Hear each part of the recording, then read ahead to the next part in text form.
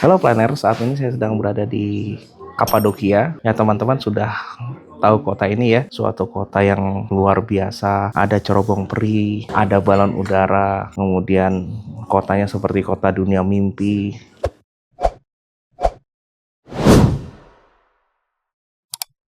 Planner, satu hal yang menarik yang saya dapatkan dari Kapadokia ini, yaitu apa? Kapadokia ini sebetulnya terpencil dari Ankara berjarak sekitar 3,5 jam jalan darat, dari Istanbul sangat jauh 7 jam. Tapi apa yang membuat kota ini cukup menarik sehingga menjadi ikon pariwisata global pada saat ini? Ternyata perencanaan kota Kapadokia ini cukup menarik karena Kapadokia dibangun dengan strategi membagi kota ini menjadi 3 zonasi. Yang pertama kawasan zonasi utama yang saat ini saya tinggal yaitu Goreme, dan ada kota lain seperti Derinkiu. Kemudian Kapadokia dibagi lagi menjadi zona penyangga. Sistem pembangunan dengan zonasi ini akhirnya mempertahankan Kapadokia sebagai suatu kota yang hingga saat ini saya cukup kagum karena ketika kita tiba di sini kita mendapatkan experience yang lain. Jadi inilah namanya experience based. Nah, perencanaan akses ini tidak merubah Kapadokia menjadi suatu kota metropolitan dan tidak menjadi suatu kota yang hektik dengan banyaknya wisatawan, karena di kawasan zona konservasi utama dipertahankan jumlah orang yang boleh berada di sini. Sisanya kemana? Sisanya ya kamu ke zona penyangga. Yang lebih menarik lagi, masyarakat lokal di sini berperan sebagai pemain utama. Mereka punya cave hotel, butik hotel, dan dilindungi oleh pemerintah. Hasilnya pariwisata tidak hanya sekedar memberikan keuntungan, tapi memberikan juga identitas lokal yang cukup kuat sehingga masyarakat sendiri betah tinggal di sini. Walaupun mereka merasa oke, hidup saya begini-begini saja dari tahun ke tahun, cuma untuk hidup mereka cukup. Jadi mereka tidak berpikir untuk pindah. Mendingan kami bertahan di sini dengan penghasilan yang cukup, bahkan kadang-kadang lebih ketika masanya peak season di Kapadokia. Rekan-rekan planner, kita sangat sadar bahwa ruang itu bukan cuma sekedar tempat kita untuk hidup, tapi ruang itu juga merupakan identitas bagi kita sebagai manusia yang apabila dikelola dengan baik dan identitas daerahnya tetap dipertahankan, akan menjadi suatu mata pencaharian sendiri yang lebih sustain daripada kita merusak alam, daripada kita melakukan hal-hal yang justru membuat modal yang sudah ada ini malah hilang begitu saja di kemudian hari, tidak bisa dimanfaatkan lagi oleh kita maupun untuk generasi penerus kita. Dia sendiri sudah memiliki modalitas alam yang luar biasa, kemudian ditambah tata kelolanya yang dilakukan secara cerdas kalau menurut saya, sehingga menjadikan Kapadokia ini menjadi suatu kota yang saya pikir nanti ke depannya bakal sustain. Karena ada beberapa hal yang nanti akan saya jelaskan sebagai berikut. Alih-alih menjadikan Kapadokia menjadi sebuah kota metropolitan yang bisa dihuni banyak wisatawan, mereka menggunakan konsep experience based development. Artinya apa? Mereka berusaha tidak menghilangkan ciri khas Kapadokia itu sendiri sebagai kota yang penuh dengan sejarah, memiliki landscape yang menarik, tapi mereka berusaha memanfaatkan hal tersebut untuk membangun kotanya sehingga muncullah apa yang kita kenal dengan adaptive reuse. Nah, teman-teman pahami bahwa di Kapadokia ini banyak cave atau banyak gua yang dulu dihuni oleh para penganut Nasrani yang pertama. Nah, gua-gua itu kemudian dimanfaatkan. Ada yang dimanfaatkan menjadi cave hotel, ada yang dimanfaatkan untuk dibangun menjadi suatu museum terbuka atau open air museum. Kemudian ada juga yang dimanfaatkan sebagai landscape experience melalui wisata trekking, wisata adventure, dan lain-lain. Apakah merusak hal yang sudah ada? Tidak, karena dibangunnya sangat cerdas sekali, sehingga hal-hal yang sudah ada terkonservasi dengan baik. Model kedua dari pembangunan Kapadokia,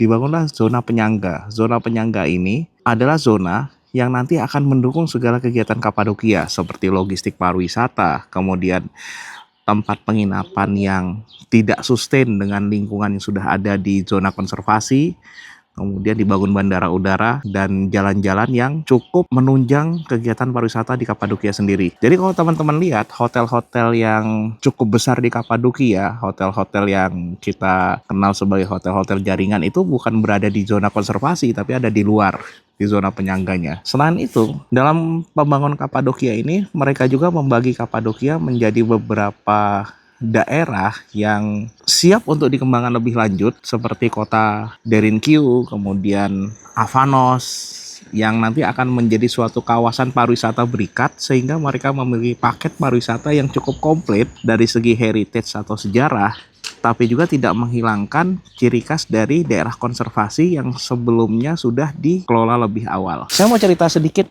masalah balon ya. Balon sendiri saya kurang beruntung kali ini, karena ketika saya take video ini tidak ada satupun balon yang terbang. Tapi sebelumnya saya sudah pernah melihat suatu keajaiban ketika pagi-pagi balon itu terbang semua, kurang lebih sekitar 300 balon. Itu sangat indah sekali, dan ditambah dengan landscape Kapadokia yang luar biasa, itu menjadikan suatu pemandangan yang mungkin tidak akan terlupakan. Nah, rekan-rekan, disinilah letak pembangunan itu sebenarnya seperti apa. Wisata balon di Kapadokia sebenarnya baru berkembang sekitar 1980-an dari satu atau dua perusahaan. Kemudian berkembang karena apa?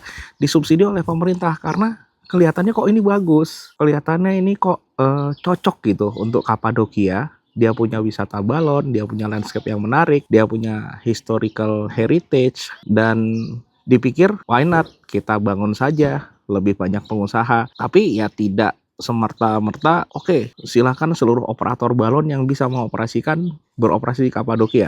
Ternyata ada pembatasan-pembatasan, sehingga operasional balon sendiri ini tidak menyentuh ecological ceilingnya Kapadokia, tidak merusak alamnya. Kemudian dia dikelola dengan cara yang cukup berkelanjutan. Mereka boleh terbang dengan aturan-aturan tertentu, dan apabila tidak boleh terbang karena alasan safety, seluruh balon yang mungkin kita lihat bisa sekitar 300 balon itu terbang, ketika dilarang ya tidak terbang. Tidak lagi operator-operator nakal yang mungkin membayar pengelola, saya mau terbang dong, ini ada permintaan khusus. Tidak. Jadi ya teman-teman siap kecewa saja seperti saya saat ini ketika saya datang lagi ke Kapadokia, saya tidak melihat balon pada pagi ini. Walaupun menikmati pemandangan Kapadokia sendiri ini sudah cukup luar biasa. Di salah satu kawasan konservasi, kita lihat di sini, inilah Goreme Open Air Museum, salah satu monasteri atau biara tertua dari awal-awal Kristenan, dan ini luar biasa sekali karena ini masih terkonservasi dengan baik. Dan kita lihat di sini hari ini cukup banyak datang wisatawan, namun tata kelola dan pengaturannya cukup luar biasa. Kita lihat bahwa ada jalur khusus yang disiapkan supaya tidak mengganggu site yang penting. Kemudian ada beberapa site yang memang ditutup. Kita lihat di sini juga ada beberapa site yang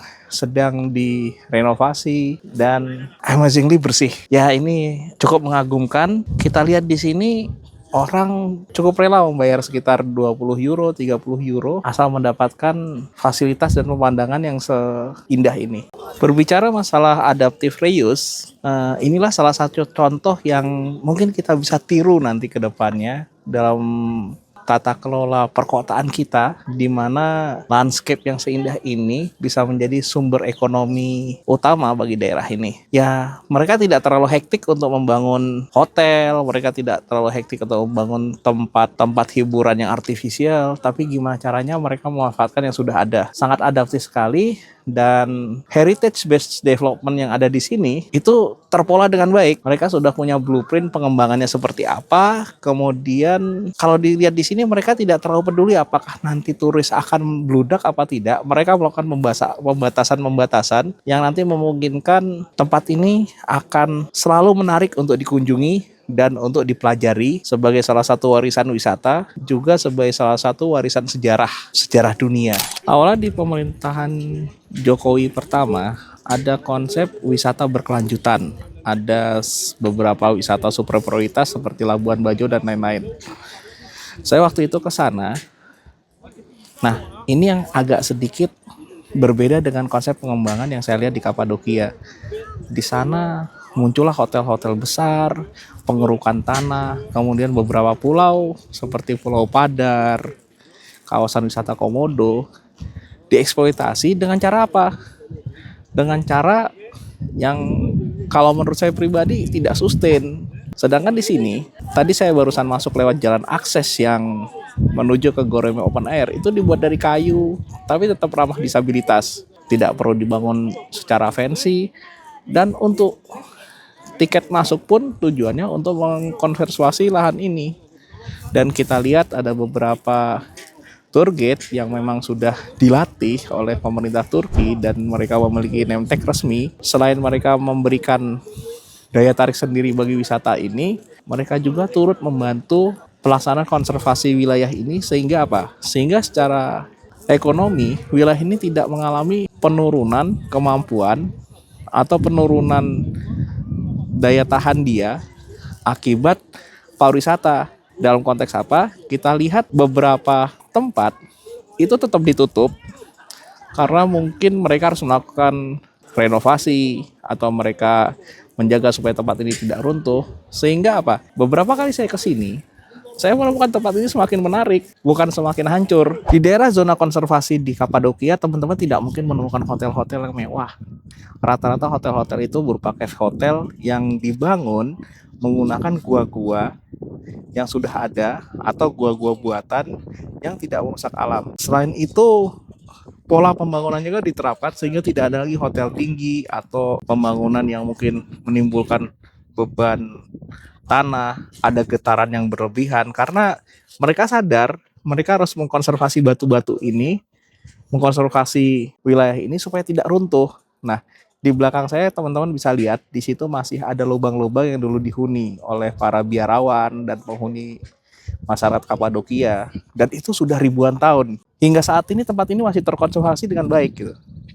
Jadi bukan saja mereka berusaha mempertahankan, tapi mereka menjaga supaya tempat ini tetap asri. Berbicara masalah adaptive reuse, kita lihat pemandangan di sini cukup luar biasa dan modal ini benar-benar dieksploitasi dan dieksplorasi supaya memberikan kemanfaatan, bukan sekedar kemanfaatan ekonomi, tapi juga kemanfaatan bagi pengembangan studi di masa yang akan datang. Di tempat saya ini, di Goreme Open Air, selain dibuka sebagai tempat wisata, tempat ini juga hingga detik ini masih digunakan sebagai kawasan untuk mempelajari khususnya sejarah kekristenan di awal-awal penyebaran agama Kristen dari Kapadokia kemudian menyebar ke seluruh dunia. Menariknya di sini, tempat ini menjadi tempat yang sangat inklusif namun tetap terjaga kelestariannya. Luar biasa sekali bagaimana heritage based development yang dilakukan oleh pemerintah Turki untuk menjadikan tempat ini bukan hanya sekedar tempat wisata tapi menjalankan roda perekonomian bagi masyarakat sekitarnya. Yuk,